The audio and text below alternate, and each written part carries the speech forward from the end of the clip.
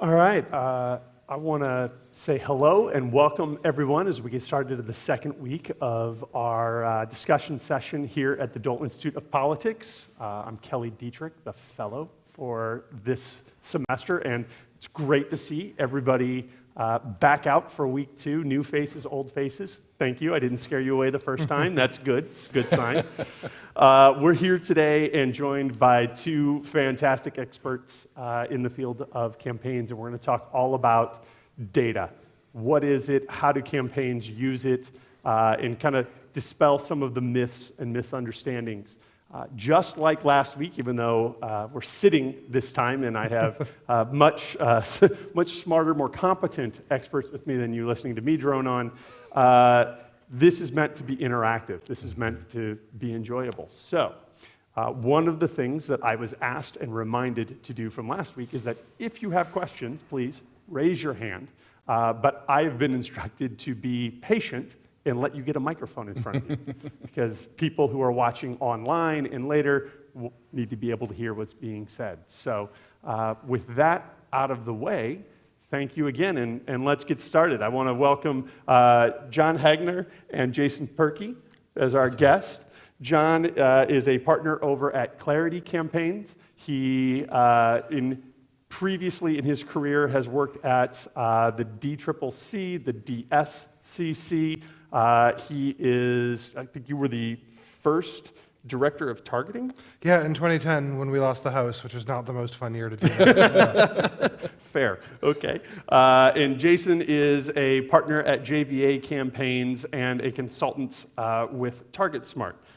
Jason, as you saw when he came in and said hello to a few of you, has also been executive director of several state parties, including the Kansas Democratic Party. So thank you both for being here. Welcome. Thanks for having us. Good to be here.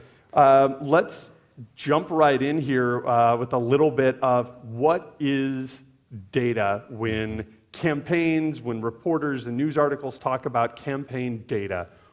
What do candidates know about the voters? Yeah, so they know a ton, and it comes from a lot of different sources. The main source is the official state voter file. So the Secretary of State of Kansas will make available a list of all registered voters in the state. That data includes name, address, date of birth, sometimes phone number, and then what elections people have voted in. That's a public record that is available, so whether or not you vote is public. You could go down and get your neighbor's vote history if you wanted to. Some states make it really easy to get this data. In Ohio, you can go to their website and just download all 8 million records right now. You could do it on your phone if you felt like it. Some states make it really difficult. To get the Mississippi file, you have to pick it up in person and it costs $50,000. And then you're like, why did I bother? Because it's terrible. But it is a public record on some level. And to that data, parties add a lot of private and proprietary data. So that includes, for Democrats in particular, a lot of field IDs. Anyone who's been talked to by a Democratic volunteer since about the year 2000, all of that data has been kept and organized together. So if the Obama campaign ID'd you in 2008, that's an important data point that only the party has. And then they add to that lots of commercial data. So whenever you go out there in the world and do things, a good rule of thumb is if you didn't pay for it, then you're the product that's being sold. So if you've ever wondered why the grocery store gives you a discount if you use your club card, that's because they're selling records about the kind of things you buy. So it's not like, oh, so-and-so bought wheat bread this week and not white bread. Like, that's not politically interesting information. But if someone's buying diapers at the grocery store, that is important information. If someone's always buying the most expensive version of everything, the organic quinoa and the fancy cheese, that's probably politically important information. Frequent flyer miles, surveys that you fill out, all sorts of stuff. The kind of stuff that lets a credit card company find you, that data is also available. There's lots of legal, restrictions. Like Perky can't go in and be like, oh, John's credit score was updated today, how nice. Right. But you can get, so there's levels of anonymization, levels of protection that make some of these things available, but in more like, oh, this is a consumer who's probably wealthy, or this is a family that's probably, struggling paycheck to paycheck. There's also a ton of data from places like the census. The census will tell you a lot about race and ethnicity, will tell you how long people commute to work. There's tons of information. Yeah, sorry. No. I just would add I have a two- habit of just talking. No, so just cut me would add off. two things. So the data is also about the communities in which you live. The data about home ownership and about prices of homes in those communities, and also about the wages that people make within those communities.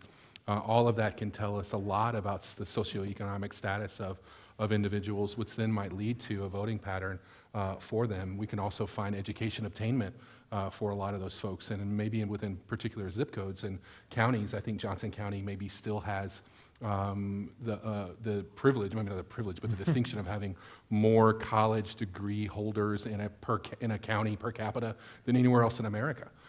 That's an interesting tidbit to know if you're a candidate for office, if you're interested in doing something there. The one piece of information that you can get that I always thought is fascinating, that probably more accurate than any other piece of information, and Hagner will probably tell me I'm wrong, but is student loans. And you talk about an entity that's going to come after you and make sure that they've got your proper contact information, your address, your phone number, your email. They will make sure that they have that information, and that information is readily available to people who want to buy it, in order to make sure that when we're contacting people, it's with their correct contact information. And so that data set I thought would be interesting to share, just because we're at KU. And if anybody has a student loan that's coming out of here, right? I want to go back to one quick thing that you said, John. You said the file in Mississippi. You go down, you get it in person, but then why to do it? Because it's no good.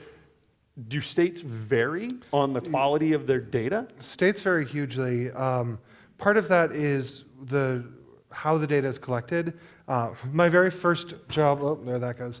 My first job in politics was, I was a volunteer for Howard Dean's campaign in New Hampshire in 2003. I was convinced Howard Dean was going to be president, which should tell you a lot about my predictive power. But I was young and innocent. And so I showed up and I was like, hey, what should I do? And they said, well, we need to update our voter file. And still to this day, there's not a statewide authority in New Hampshire that does the voter file. And there's not even county-wide authorities. It's done town by town. So there's 120 towns in the state. They gave me a spreadsheet and I started calling them. And the first person I called, she picked up and she was like, oh, town clerk. I was like, oh, terrific. My name's John. I'm a volunteer with the Dean campaign. I would love it if you would email me an electronic copy of your voter file, preferably in Excel. And she started to laugh, and she was like, sweetheart, you've never been here, have you?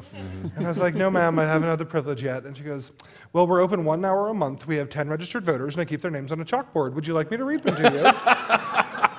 And she did, and she dictated the voter file to me in Dixville Notch, New Hampshire, Right. which I had not watched enough West Wing to know what I was calling. But she literally just dictated it out loud, and I data entered it into a spreadsheet, and that was our official voter file for Dixville Notch. And so in Wisconsin, it's still town by town. Mississippi is done on the county level. You've got some really wonderful professional states that, Minnesota is a good example of a place that does it well, where they keep it all clean and organized. But at the end of the day, election data depends on a lot of human beings. So somebody fills out a form, it's a human being's job to type it in correctly. When you go and vote on election day, it's a human being's job to hear your name accurately, to strike out the right name on the file, to transmit all of that. We expect that if we know that 1 million votes were cast in an election, when we get the voter file, if there's 950,000 records, we're pretty happy with that, because you're not going to actually get 1 million people, because the system is run by humans, and by humans who are volunteering 1 day every 2 years. This is not a super high level of professionalism and expertise. It makes American elections run, and we're grateful for it, but there's lots of human error in the system. Plus, there's also states like Hawaii doesn't make you give your birthday when you register to vote. I don't know why, but it drives you insane. So you can't figure out how old anybody is, and they just don't change the law. And they're like, yeah, whatever, we don't care. They could be 17, doesn't matter to me. Let them Hawaii. in, they can vote. Yeah, I keep offering to go there in person and do a census, but no one takes me up on No it. one's willing to fund that? Nope, not All right, yet. well, maybe someone There's a dream. watching will. There's a dream. Yeah. All right, so now I think we have a better understanding of what data there is. How do you use that? I mean, that's a lot of information to have. How do you figure out what's most important and what's just So at its data? core, for consultants like me now, and organizations and entities that want to have conversations with people, they kind of figure out what those conversation types are going to be, whether or not it's through an email or a phone call a knock on the door. Maybe you might do some targeting online with some ads, or just posting things in different places, whether it be Facebook or Twitter or Instagram, and anywhere else where there might be an online conversation. But when we talk about using data these days, we talk about trying to find out exactly the likelihood of someone doing something or not doing it. And in the larger scheme of things in electoral politics, it's the likelihood of voting or not. So what John and his team do is put together, and the folks at TargetSmart do, is put together a model that tells us the likelihood of someone going to go vote in a particular election. And as we know in Kansas, for example, in presidential years, we get about 70% of the people who are registered to vote will go out and vote. And in off-year elections, when we have our gubernatorial elections like this year, it's right around 50%. And if you go back and look historically, you'll see that if there's more than 50% turnout in an election, Democrats win. And if there's less than 50% turnout in an election, Republicans win. It's a really interesting, I always thought that was fascinating about Kansas electoral politics. So turnout matters for us on the Democratic side. When we also think about programs, we're talking about also how much money it's going to cost us in order to run those programs. So if I want to send direct mail to everyone in this room that I think is a likely voter, rather than send it to everyone, I might be wasting money by sending it to someone who just literally isn't going to vote. So that's just a waste of the production time, the printing cost, and the stamps that it costs to put that on there. So the data allows us to really cull down a universe of people who are likely to do something or likely not to do it, and then use that information for the purposes of programming. It also helps us build on the electoral side win numbers, right? So if someone's running statewide in the state of Kansas, maybe about 850,000 or so people might turn out in this election. So based on the likelihood of voting, we can then come up with a win number of a little over 425,000 votes. That'll get that person over the finish line to win. The other thing is, I find fascinating about data are the multiple things that people have about their personality that makes them like my mom, who grew up incredibly conservative, and then voted for Barack Obama for the first time, and then has gone back to vote for Donald Trump, right? So where's I know, right, brother? I mean, it's this very interesting thing where someone who, for example, will be absolutely fixated on making sure that they buy a Prius to save money for gas, but believes in something called clean coal. Right? So there is so many different nuances of our personalities and the things that we've decided to do and the ways in which we've made investments that data tells us. And so one of the things that I find really, really useful is in fundraising. So one of the things that I have the ability to do is identify people on the likelihood of whether or not they believe in climate change. Is it real? So what I can do if I'm running a fundraising ad is I can actually send narrowly tailored messaging to someone that says, I know that climate change is real, you know that climate change is real, let's put some money in the bank and start convincing some more people of the same thing. Now, by the same token, I can find a group of people who don't believe it's real and have that exact same conversation. That is how people get motivated in order to go into their pocketbook in order to spend and invest some money. And these things that we find out about them allow us to make those decisions in terms of how to use that data. Well, let me unpack a little bit what Jason talked about models, put a little more context for what those are. I think whenever I start talking to campaigns about modeling data and how to use it, I always start with a recognition that in a perfect world, we wouldn't need this, right?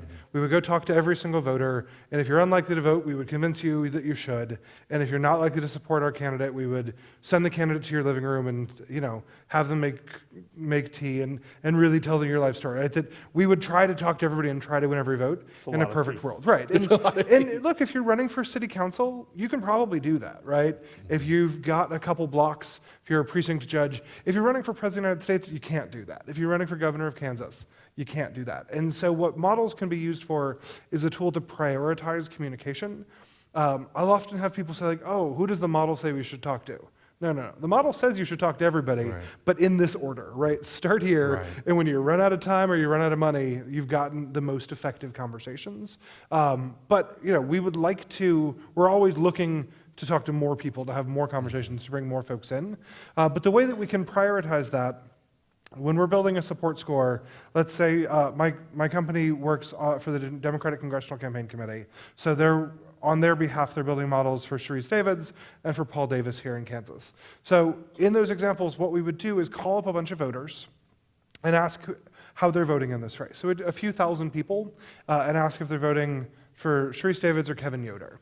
We would take that data then, the people who say that they're Davids voters, we would go through and find, given all of this data that I was talking about before, previous field IDs, data from the census, commercial records, all of these things, along with the partisan records, the official data that comes from the Secretary of State, we would start to find what patterns those folks had in common, right? And we would use that to then create an algorithm and give people a score. So we might say that Joe Smith in Overland Park, Kansas is 82% likely to vote for her. We might say that his wife is 88% likely to vote for her. So if you get to the door, and you only have time to ask for one of them, you should probably ask for his wife if you're doing turnout, and you should probably ask for him if you're doing persuasion, because he's less likely to support her, right? And we can be very precise on this. This data has become really, really accurate. But the things that are important in that are exactly the things that you would expect, right? The most important factor in if you support a Democratic or Republican candidate isn't what kind of food you buy at the grocery store. It's, are you a registered Democrat or a registered Republican? Even more important than that is actually race, right? If you're African American, even if you're a registered Republican, you're more likely to vote for a Democrat, right? In a weird quirk of how American politics works.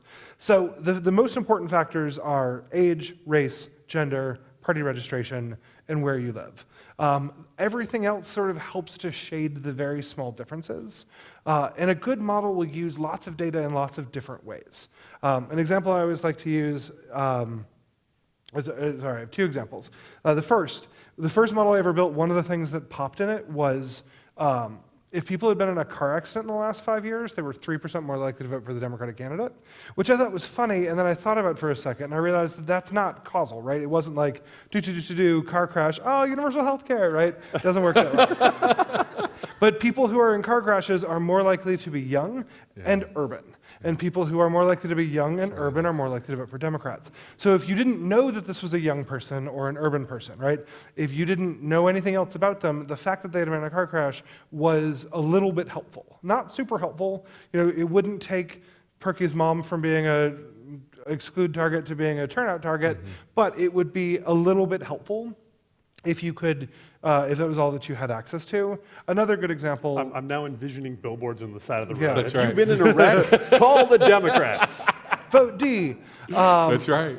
But another, it's often easy to look at the variables that we have access to and to assume like, oh, well, this all must be working the same way, right? If you've got a hunting license, you're probably a Republican. It doesn't work that way. Actually, women with hunting licenses are more likely to be Democrats. Because I think it's an indication that they're not as tied to traditional gender roles, perhaps. One of the most easy to grasp ideas around this, if you're trying to distinguish Democrats, Republicans, and independents, church attendance is correlated strongly with being a Republican overall in America, but that's exclusively because of white people. White people who go to church a lot are much more likely to be Republicans, but African American and Hispanic people who go to church a lot are more likely to be Democrats than independents. So if all you knew was church attendance, you might say, oh, religious people are more likely to be Republicans, but it's more complex than that. And what we are always trying to do is to look at the data in its full complexity and to make sure that we're using it to make the best possible predictions. But at the end of the day, the model is just there to be a guide of, look, if you're walking down the street today, these are the 5 most important houses. But if you see somebody mowing their lawn and they say, oh, Sharice Davids, I love her, she's great, and they're not on your list, you should trust that over the list, right? The most important thing is still going out and talking to people. Excuse me, it's my 7 weeks before the election cough. That data should never replace the important hard work of actually talking to your neighbors and having a super compelling message, which, we can talk about 2016. I'm sure someone has some question about that. But being out there and having those conversations is always going to be smarter than letting a computer tell you who to talk to. But in the world in which we have limited time and money, the computer is helpful in rank ordering them. So where have you seen this modeling used poorly? So I can talk about that. So I was the coordinated campaign director in Wisconsin. I left here as the ED and went down to South Carolina to serve as the executive director there during the presidential primary. And then the National Party plucked me out and put me in Wisconsin. And a place where when I started in the spring of 2016, we thought we had Russ Feingold was going to win back his U.S. Senate seat. We were going to win maybe one, if not two, congressional races. We were going to win back the state Senate there, and we had the first woman that was going to be elected president of the United States. And so we were riding high the entire way, literally the entire way. And when I say that, I mean to say that on the Friday night before the Tuesday election, Wisconsin was the last state to receive an analytics call from the campaign headquarters in Brooklyn. And what we were told by the analytics team, who read through all the data, printed out all the numbers, and gave us some final predictions, is that we were going to win by 8 points. And that Russ Feingold was going to win by half as much, but he was going to outperform Donald Trump. So going into the weekend, we thought, this is great. We were in a wonderful place, and our volunteers obviously didn't know that information, but there was some polling from Marquette University that showed that both Secretary Clinton and Senator Feingold were in a great place going into the election day. Our volunteer activity was through the roof through the weekend. On Monday and Tuesday it was. And on election day on Tuesday, I remember starting to get calls at around 10 a.m. from my friends across the country. The first was in Virginia saying, hey, what's going on there, because it looks kind of weird here. The next was in Ohio, where they had figured out very quickly, at around noon, that we had lost Ohio. A little bit later, we had found, by about 4 o'clock, I was getting calls from the DNC telling me that Wisconsin was the firewall for Secretary Clinton, and me thinking, well, you can't tell me that at 4 o'clock on election day, especially given the fact that the secretary didn't come and visit to ask people for their vote for her. I say all that to say that, to answer your question, and saying we were doing what John suggested, where we were having conversations with people at their homes. We were having conversations with people at fish fries. We were having conversations with people all across the state of Wisconsin. Unfortunately, those conversations never translated themselves back to Brooklyn. And the reason why that's important is exactly what John was just talking about. When we were having conversations with those voters, they were telling us that they weren't enthused by Secretary Clinton. They didn't see the historic nature of her candidacy as being motivating enough to turn out to vote.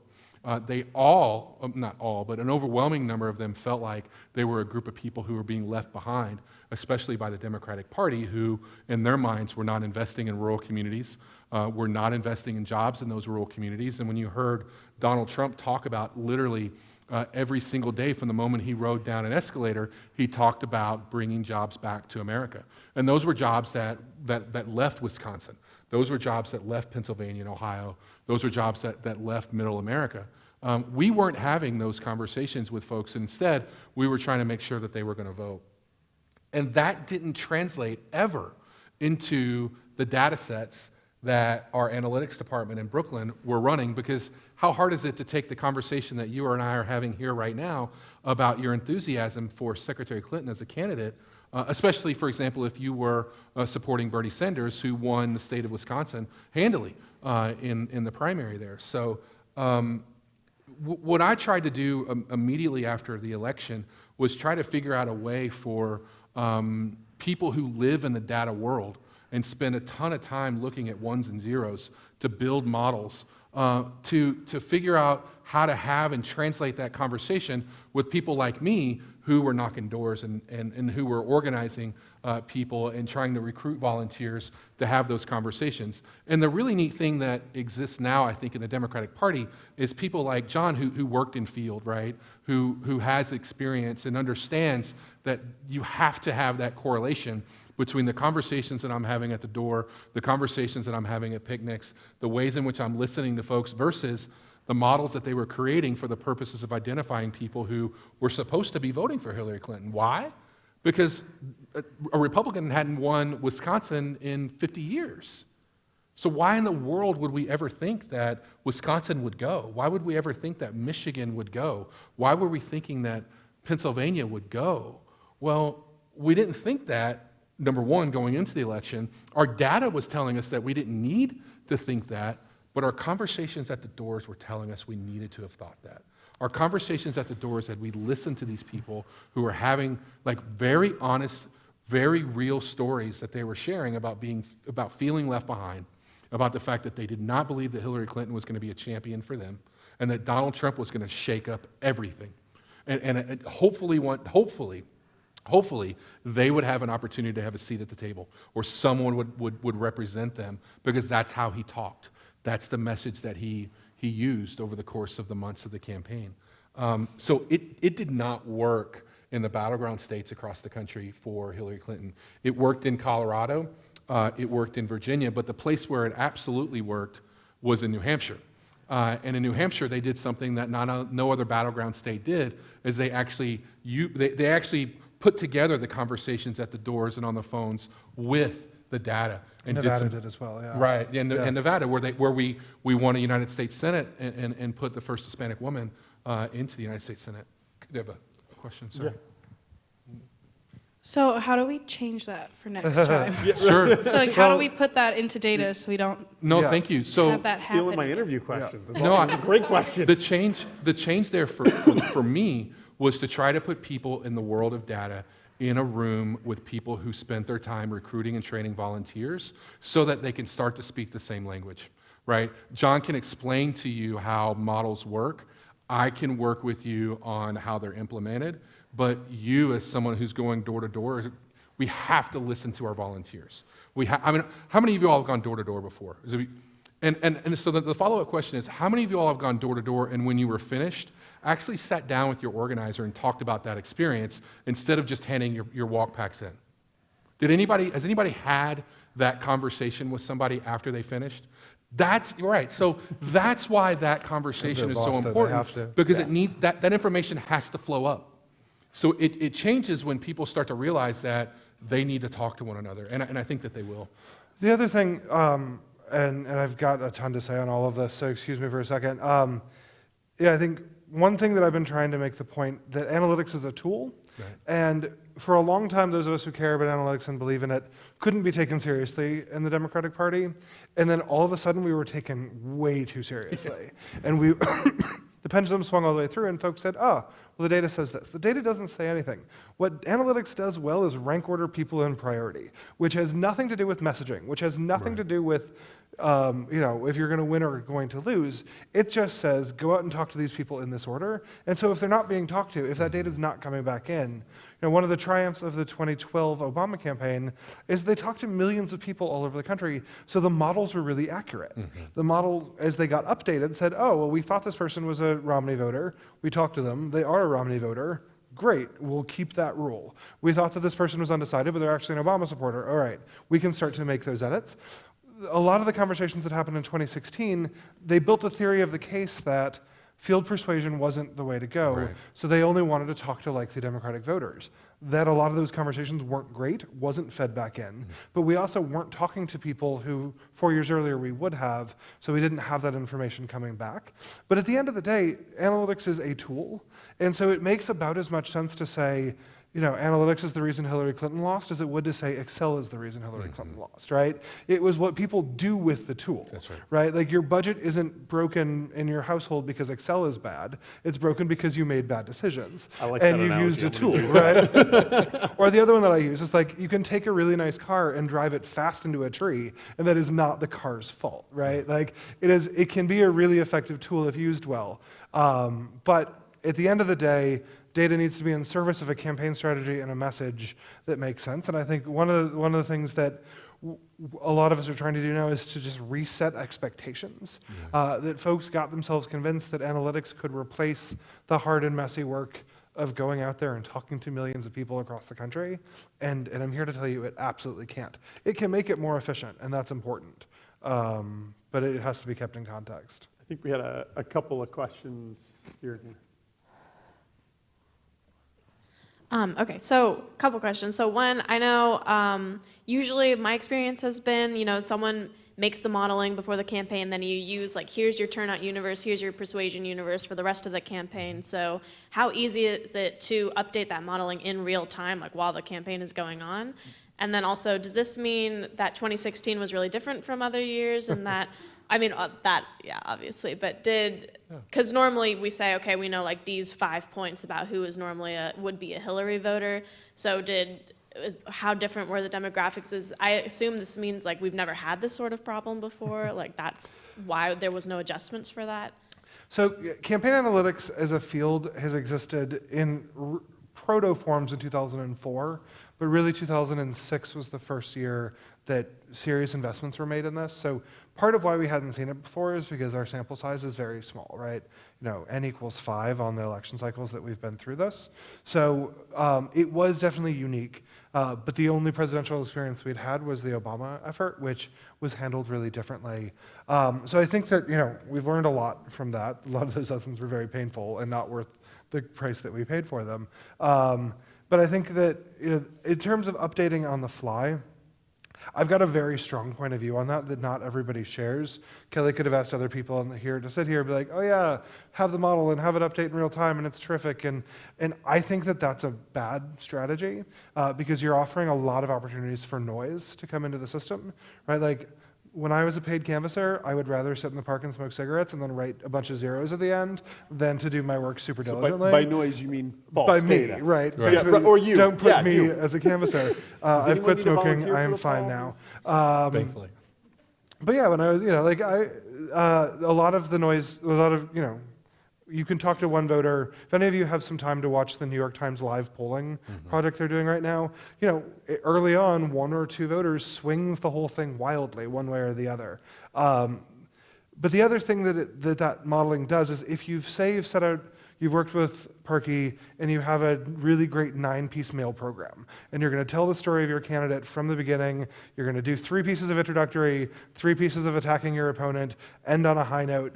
If you're updating the model sort of on a daily or hourly basis, you might end up with a bunch of people who get 4 of those 9 mail pieces, and that's worse than not giving them any, probably. So our recommendation at Clarity is to update the model when the race has changed in a fundamental way.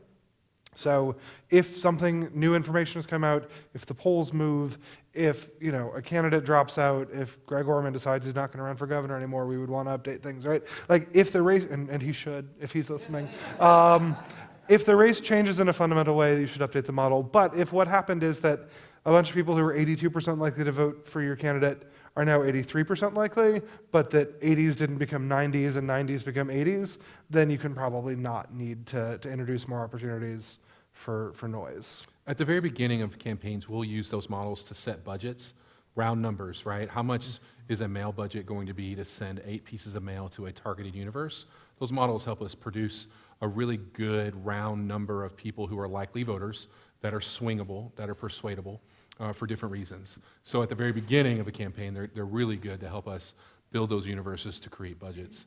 Throughout the course of it, it depends, right? Like, has something happened in the news? Have we found out something about the candidates? Is there a distraction that one of the candidates has used or not, or has decided to use in order to maybe sway things? Well, we might need to reassess and look at the electorate again for the purposes of knowing, do we continue our mail program the way in which we do? Do we need to target people differently for the purposes of digital?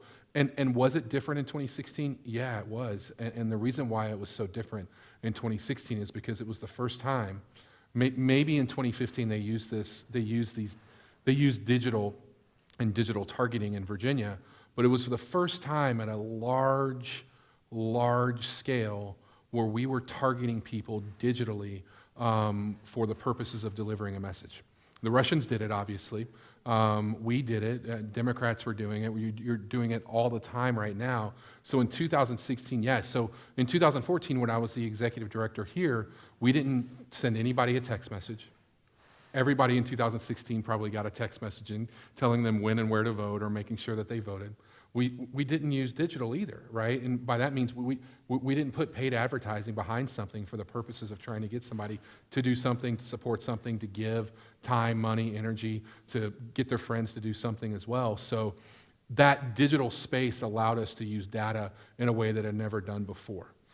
So yeah, and what's happened, as you've seen over the course of the last 15 months since Mark Zuckerberg was testifying, whether it be here in the US or abroad, targeting digitally is much different than it was in 2016, even now, because of the tools and the way they've changed them a little bit for us. And that's a different rabbit hole to go down, but I just wanted to answer your question and say, yeah, like It was totally different, and the best example I can use is in digital, that space, and it's becoming more and more different every day that we start targeting folks. So I have a candidate who is, her name is Deb Holland, and Deb is going to be, for sure, the first Native American woman elected to Congress. Maybe first of two. Yeah, hopefully. Yeah. Hopefully the first of two. And what we know about Deb is that she has a group of people that don't know her very well. And that group of people are Hispanic women between the ages of 18 and 35. And we know this because not only does our polling tell us that, but so does the newspapers, right? Like that's out there. So we can target them. We can have conversations about Deb with those folks and do it in a very cheap way and do it in a very effective way, also in the digital space. So this actually brings up an interesting question in my mind. We've talked about the voter file, the information it has. It's contained. Email addresses, social media profiles, are they included, available? Sort of. If your email address is available on the voter file or is available for purchase, it's probably not a very good email address. Like I have an email address that I use to sign up for all sorts of nonsense. It is widely available. The email that comes to my iPhone is not super available. So some of it you can get through swaps. If you've ever signed up for one candidate, then you find the next year you've got more candidates. They can trade them, but it's harder to go sort of on the open market. What you can do, if you've got a list of voters you want to communicate with, you can take it to Facebook and say, here are 50,000 Kansans I'd like to talk to, and they will upload it and say, all right, we matched 35,000 of those folks. Here, tell us what you want us to send them. But that's a one-way street. They don't give that data back to say, here are the 35,000, here's what we know about them. It turns out you could manipulate that. If you were the Trump campaign's vendor at Cambridge Analytica, you can no longer do that. You legally can't get that information back, but you know. In the data space, like what I think is fascinating on the email side is on digital. We have to use an email address, obviously, to sign into Facebook. If I, as a vendor, have that email address, I can match you one-to-one with your voter file record to be able to deliver an ad to you directly, and I know that. Well, that takes me finding out what email address you use in order to log into Facebook. So on the voter file, we might have multiple email addresses and hoping that maybe one of those is the one that you use to log into Facebook. And if we get that one, well, then we can just deliver ads to you all day and just go on and on and on. And that'll happen all the way through until perhaps maybe you change your email address to log into Facebook. I'm not saying you need to change that very often, but that is a tool that, you know, when you do have access to cell phone numbers, right? When one of the craziest things in the world that I think is so interesting about data is the idea that I can follow every single one of you all in this room home and deliver an ad to you saying thank you for coming here today because your cell phone companies have sold me data telling me the fact that you were here. So I then can match that to a voter file. And so, for example, when we had a March for Women's Lives, we had a March for Women, right? There were, I think, 2,000 marches across the world. My firm has a match for about 80% of the people who marched for that. March for science, March for climate change, Black Lives Matter, any of those things, right? Now, let's just imagine that you did that for the first time. For the first time ever, you showed up at a rally. You're probably going to go vote, right? Well, you're probably going to be engaged. Let's find out some information about those people that showed up. That is fascinating to me.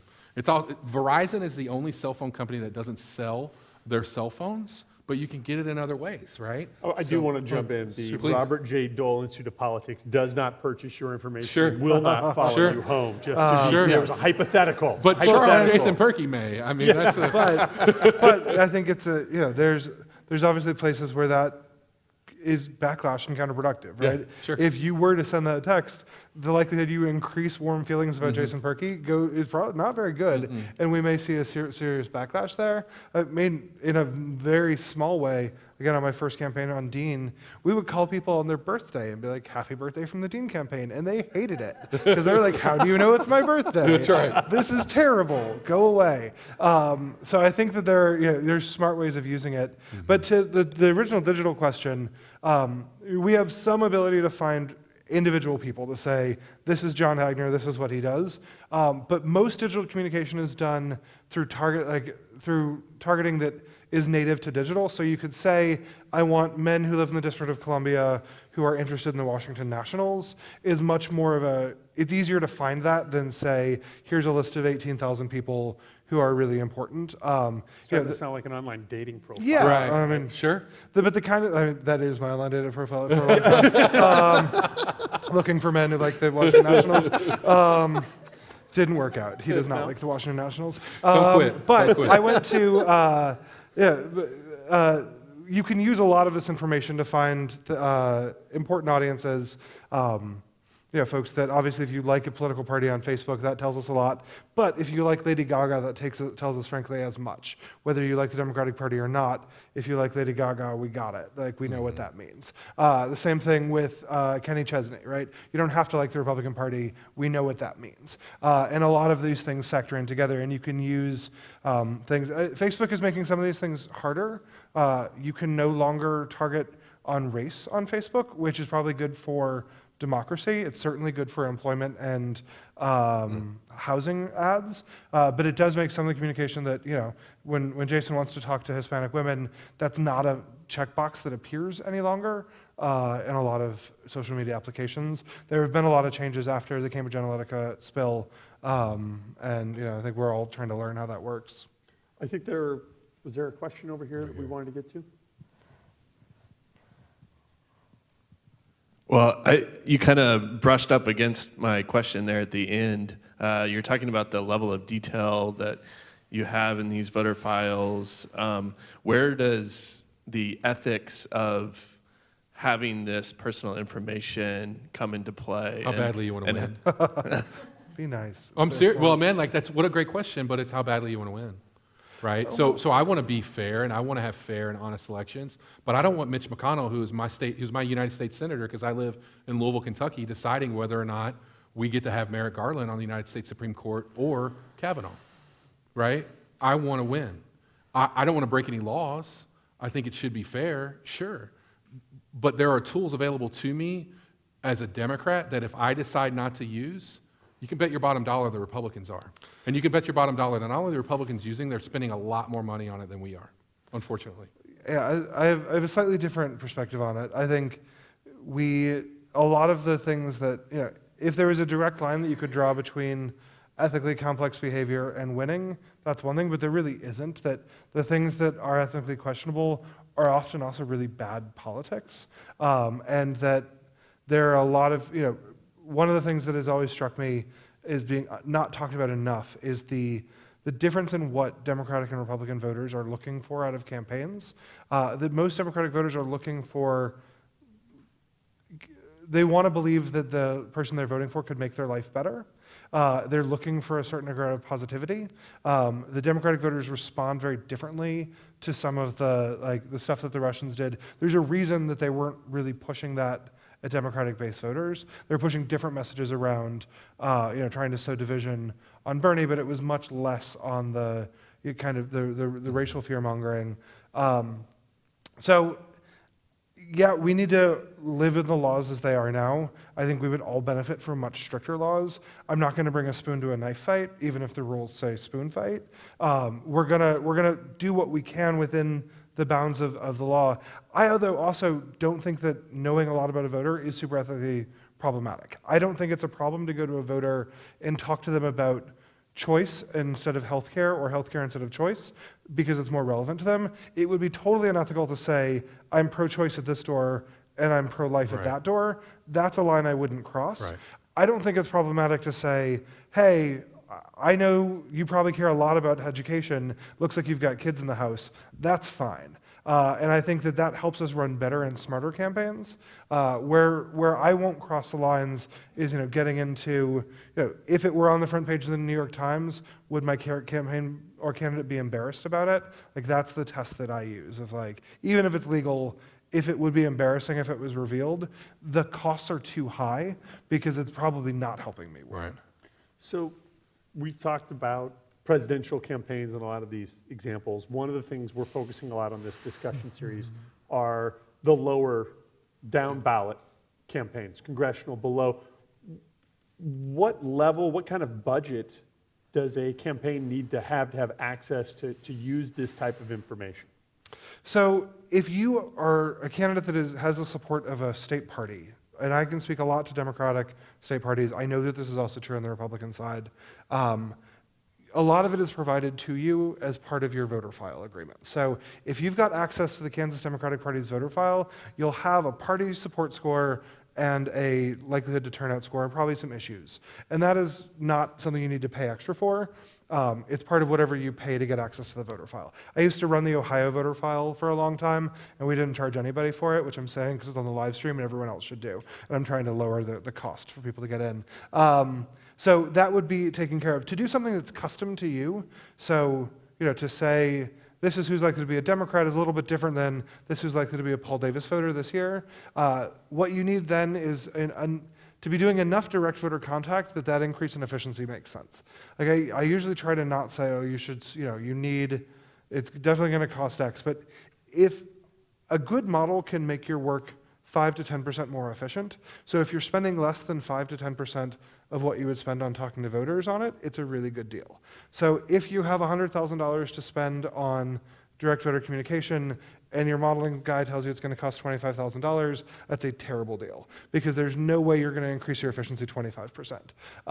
If you're going to spend $100,000 and they say it's going to cost $2,500, great, do it every time. But for the most part, a good rule of thumb is if you're not going to spend $500,000 talking to voters directly, you should probably use tools that are available to you to low cost. But those tools are out there, and there's a lot of general party support. There's a lot of issues. You can find people likely to be pro-choice, to be in favor of smarter gun violence prevention laws, in favor of environmental policies, and you can do that that's not super custom to your race. Kelly, real quickly, I was just going to say that there's also an enormous difference in state on how much it costs to run for state legislature.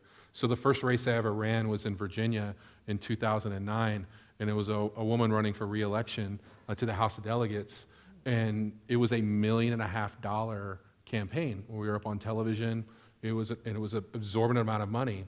In Kansas, a state legislative race maybe get to $100,000, maybe. Yeah. Some of them might, get to around the $50,000 range. There's a big difference. I mean, they don't have campaign contribution limits in Virginia. We do in Kansas, but even if, those budgets are so different. I would argue, the size of the race may also matter, right? Like a state ledge race may not necessarily need a specific model for its candidate because I'm making a presumption that the size of the geography of the community in which you're running, you can find out where you stand by knocking on doors, by having phone calls and really developing a personal relationship with those people, where a model might not necessarily be something you want to invest in. The New Hampshire House has 400 members. If you're in New Hampshire, you should just go talk to everybody. But California state Senate districts are bigger than congressional, and they certainly, can raise and spend a ton of money on communication. It really does vary widely depending on what tools are available to you for free. But my job is to sell modeling, and when folks call on any race smaller than congressional, the first thing I do is try to convince them not to pay us. Like, look, go call your state party, figure out what you can get for free. Call me back if you can't get anything. So I want to jump in because I'm getting the signal that we're coming to the close here. Although we're going to have plenty of time for Q&A.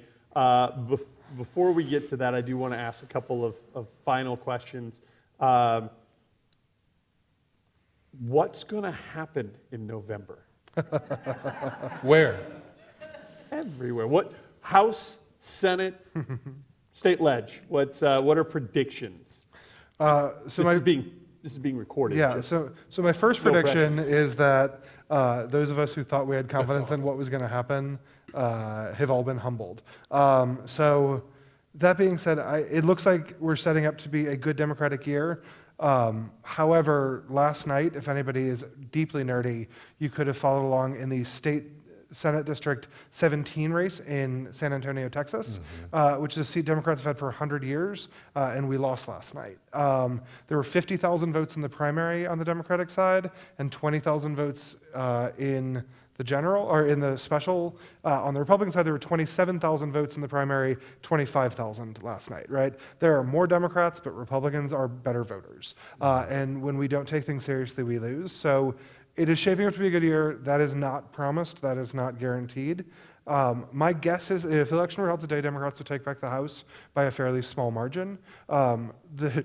Everybody's job between now and November should be making that margin much bigger, because I think the worst case scenario is a one-seat Democratic majority. I think there would be blood in the streets of the Capitol, right? Everything would be miserable. Everyone would be sad. So, trying, not just getting a narrow margin, but getting a big margin.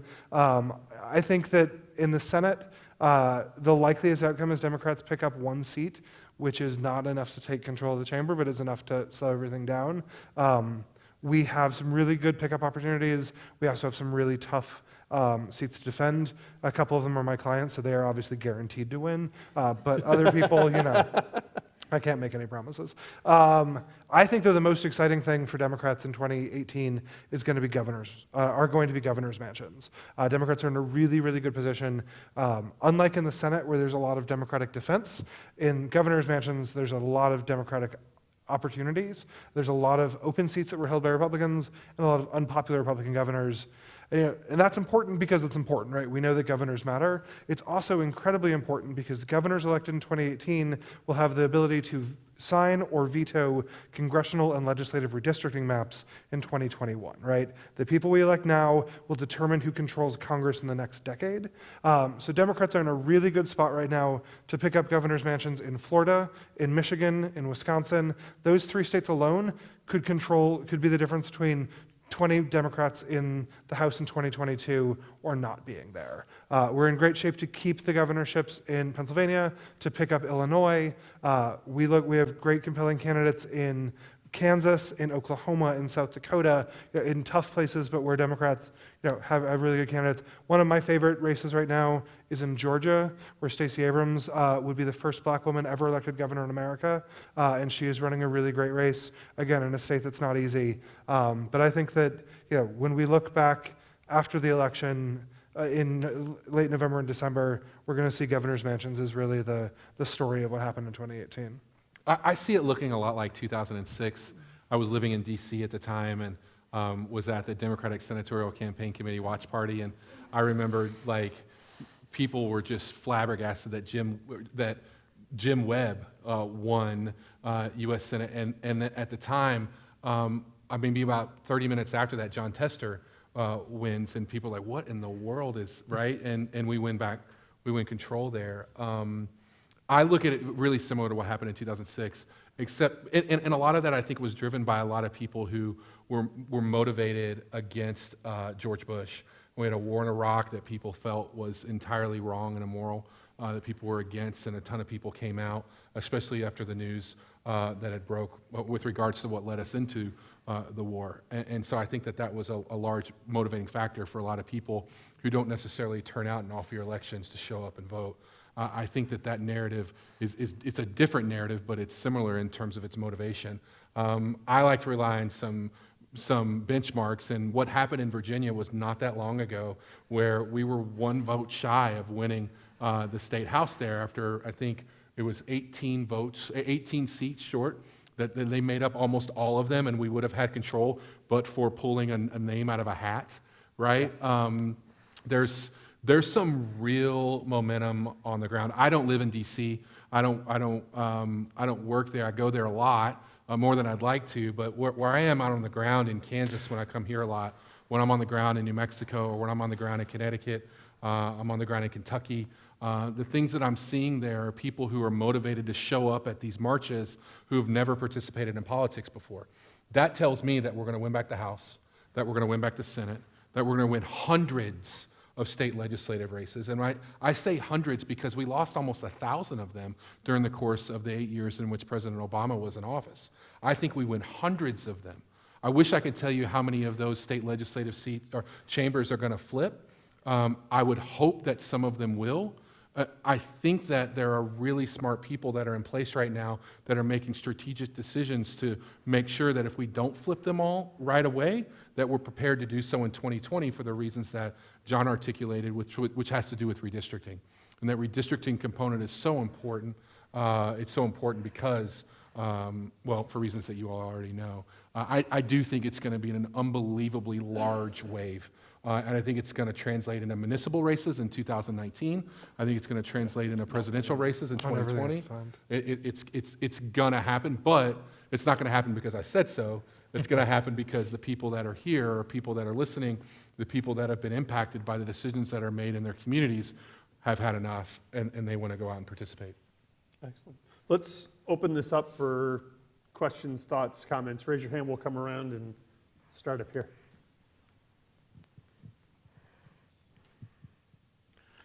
I'm curious as to where the line is drawn between data which is available without a person's consent and data which is considered private, and how is that line determined, and why isn't more of this data considered privileged? Yeah, it's definitely a spectrum as opposed to a binary.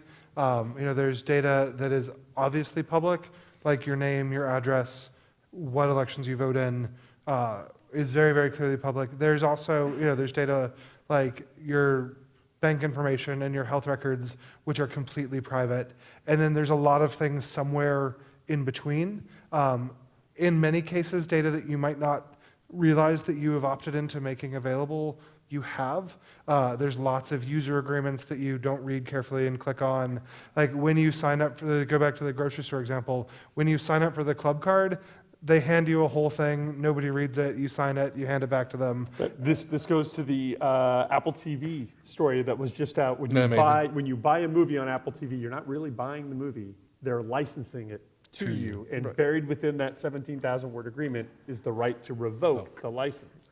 That's right. And so I think a lot of data is private, but that access is granted through various things that you do. Some of which you can choose. Some of which, if your kid's school only gives out information through Facebook, you don't really have a lot of choice on whether or not you want to go to Facebook. Like Google things make the entire internet work, and by using them, you are consenting to these rules that you may not have very much choice in. So I think there's a strong case to be made for governmental action on that and sort of taking some things that are available and making them be treated differently. But one of the things, a lot of data that's available is available only sort of anonymized, where when I'm building a model for a candidate, nobody who works for my team could ever go in and say, this is Jason Perkey, this is exactly what he did this week, but we could say, here is ID number 154321, and here's what we know about him, and then here's Jason Perkey, he is associated with that, and then we go to a trusted third-party vendor and swap it over. There's lots and lots and lots of safeguards and protections there. Obviously, as we saw with Cambridge Analytica, if you're determined enough to get past them, you can. And bad actors will find a way. The system as it's set up does provide some protections. But yeah, it's definitely when you start realizing how much data you are creating by living in the modern world, it can be a little bit overwhelming.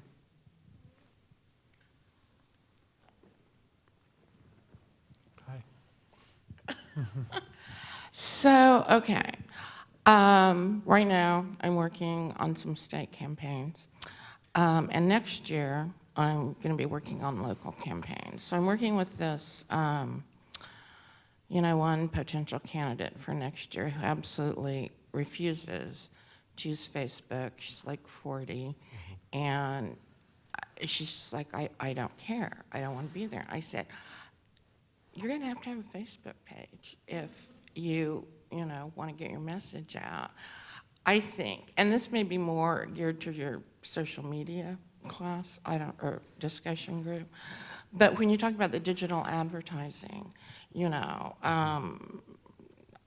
really need to know where to focus it and how to target, because different age groups use different things. I wouldn't know what to do with Instagram, but I know she probably would. So something like that would be helpful, and how can Vote Builder, help with that if it can?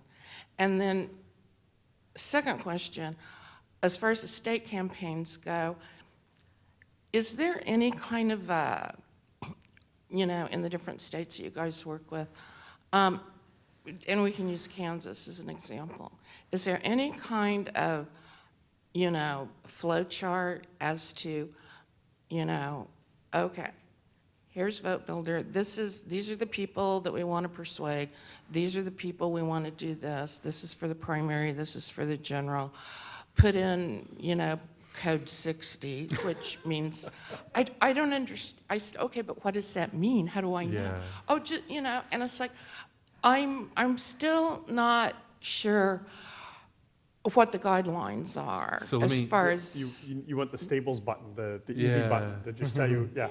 Well, one of the neat things that, and I'll plug Kelly, right? So the Democratic National Training Committee, National Democratic Training. National Yeah, Democratic, you were there. excuse me. You were there. It's close enough. Right. His organization is put together for the purposes of training people on how to use those tools. The DNC has a training department that's actually going to be in Kansas, I think, this weekend or next weekend. It's actually being led by a KU grad, Cheyenne Davis, who worked for me at the party. And I believe that they're We should be nonpartisan, so the Republicans do all the same Sure, things too. If sure. you're a Republican, you can call them. Thank you. I was, Yeah. So, thanks. So I believe that the parties do a really good job of providing trainings for candidates, for party committees, for organizations that are interested in learning how to use those tools. Because what we know about data is that the more people that use it means more information that's fed into it, which means the likelihood of the information that's spit out to use is actually more accurate because it's got more in order to inform it.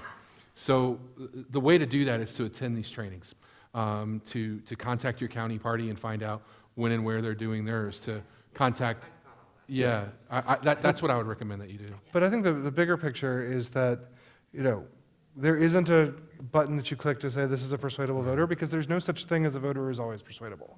There's not a one-size-fits-all approach. That for a candidate in, let's look at where we are now, there are voters that Paul Davis may be able to win that are probably not high priority targets for Laura Kelly. There are Laura Kelly targets that are not going to, she's got to worry about vis-a-vis Greg Orman, who Paul Davis probably doesn't need to worry about. There's going to be some overlap, but there's also going to be a lot of divergence.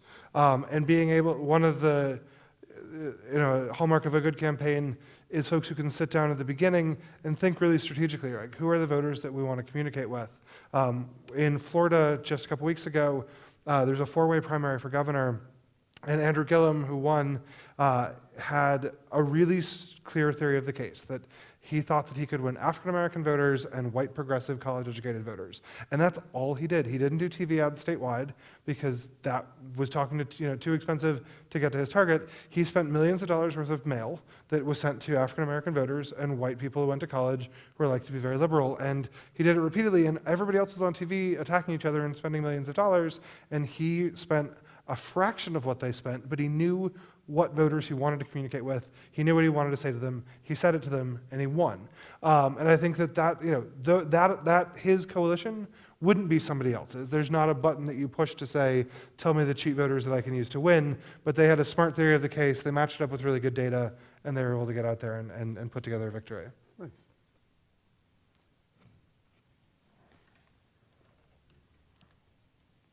I just had a quickie. It being a Republican, They are here. It's yeah, nice. Yeah. My mom is a Republican. well, it's okay. When we moved here, I called a friend of mine. We moved here from Manhattan, and I was somewhere to the right of Attila the Hun. And at least I thought I was until I found out what the real right side people are. And when I saw the vote in this town, we're brand new, and I called a friend of mine, and I said, just how many damn Democrats are there in this town? And she said, Glenn, you'd be surprised how many moderate Republicans are in this town, just like you being kind of quiet. The advantage that I keep by continuing to belong to the Republican Party, I didn't leave it. It left me with these crazies. And when one of the early things that came on, they talked about what the Republican Party had done for people in this state for years, that I can vote in a primary, and I can vote against the idiots that are taking the top, and then I have the advantage of going in a general election and voting. I don't know if I have any Republicans. Well, I was voting for Prager, and she's not around anymore, so I'm, No, but so- I'm voting Please- all please Democrat remember when we're I go to tracking the general, yourself so I've got a on- hell of an advantage. So Perky this is the thing about that logic for me and where I sat as the executive director of the Kansas Democratic Party in 2012. Every single one of the moderate Republicans lost. And when they lost, Brownback experiment got put into action. And when that happened, we wound up with one of the worst education systems in America. And when that happened, we wound up seeing hospitals close. And when that happened, we found people losing jobs, right? So I can't point to a race in Kansas since 2012. Maybe it's happened before, but I can't point to a race in Kansas in which a person who was registered to vote as a Republican for the purposes of voting in that Republican primary actually did not, where the neoconservative won. Fast forward to 2016, where an organization called the Save Kansas Coalition got together for the purposes of trying to beat some of those neoconservatives in their primaries, and they won a few of those races. But frankly, it was the 14 Democratic wins in the state legislature that was actually able to roll back Brownback's tax cuts and able to restore funding to education. So I applaud you for wanting to make sure that when you go cast your ballot, you do it for a reasonable person that's for common sense solutions. I think that's what everyone should do. I think that's great. I think the reasoning, however, to keep the neoconservative or the neoliberal out of office has not worked. There's no result of that happening. The results are the same when I vote, whether I was an independent, Democrat, Republican, and the elections are won in the general anyhow. Sure. Except with these thieves that came in and Good point. riding on the shoulders of Trump. That's a great point. Yeah. There was a question. Here. Yeah, I would say we had one or two more questions, I think. Right here. So earlier in the conversation, you were talking about how there needs to be interaction between the data points and what you find out on the ground. But as a canvasser, I see the scripts are incredibly fundamental. So how do you reconcile those? Are you going to vote for X with the richness of the conversation, and does it matter? Yeah, so I was the field director for the Democratic Senatorial Campaign Committee in 2012, as well as the data director, which is a fancy way of saying I was the only person who did either field or data. So I wrote a lot of those scripts, and then I also did the data as they came back.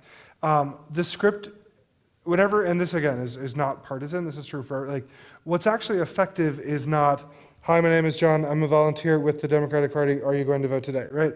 What's effective is, hey, I'm John, I live down the street. Do you have a second? I want to talk to you about, who I'm voting for and why, right? A person-to-person, genuine conversation matters. So what's on the script can be a really good guide of where it would be good to take the conversation. But I would much rather see a volunteer have an authentic, honest, heart-to-heart conversation. And if you get to the points, terrific. A good script will have some data that if the voter says, well, what I really care about is taxes, do you know where she stands on that? And you don't know that right off the top of your head, to be able to look down and say, oh, here's what she said about that, right? But what we could send robots to deliver messages, and it wouldn't work nearly as well as people could have a serious conversation. One of the projects that I've been working on a lot recently that's nonpartisan is around transgender non-discrimination laws across the country, which is a really tough issue for a lot of folks. People don't understand it. They don't know what it means. They hear these things about people, men in the women's room, a lot of emotional, hard to understand questions. And very few people know transgender people in their lives. It's where the gay rights movement was 30 years ago, when very few people knew out gay and lesbian people. Now they know a lot more of us. So I've been working with these campaigns to help understand how do we win some of these tough fights in places like Houston, North Carolina, where the community is under attack. And what we've learned is that the most effective thing you can do is have a long conversation at the door. But when I say long, I mean 10 or 12 minutes of talking, where it's particularly effective if trans volunteers want to do it themselves. Understandably, a lot of them don't. But to go and have a really open, like, what do you think about this? Play them a video on your phone. What do you think about that? What are you feeling? And stay there with them. The instruction we gave our canvassers on all of the work that we've done on LGBT non-discrimination work is you never end the conversation. Make the voter end it. Talk to them as long as they want to talk. Because people have real, genuine questions. And a lot of people are persuadable if they feel like they're being listened to. And they're not persuadable if they feel like something is being forced on them. So if we just showed up and said, vote against issue 1 in Anchorage, it's mean to trans people, bye, we wouldn't have really worked. But what we did in Anchorage, and they voted on it in April and we won, were very, very, very long personal conversations with thousands of voters using modeling because we knew who was most likely to work. And the modeling Clarity built, so obviously it was terrific. But yeah, those conversations make a difference as soon as you get out of the script and in the heart to heart. It's the authentic interaction. Exactly. And while your deep canvases may not end the conversation, I have to here, because that is our time. I want to thank both of you for coming, Jason and John. I appreciate your time, appreciate the passion, certainly. I want to thank everybody here for coming. Next week, we're going to be talking about small dollar fundraising and email. A woman, Lily Gold, is coming from Mothership Strategies to talk, one of the premier fundraising firms in the country. I want to thank you all. If you are a student who wants to be more involved, the advisory board for the Dole Institute is always looking for people. I encourage you to get involved. We'll be around after. Please come say hello, and thank you very much. Thank you. Thank you, gentlemen. Thank you.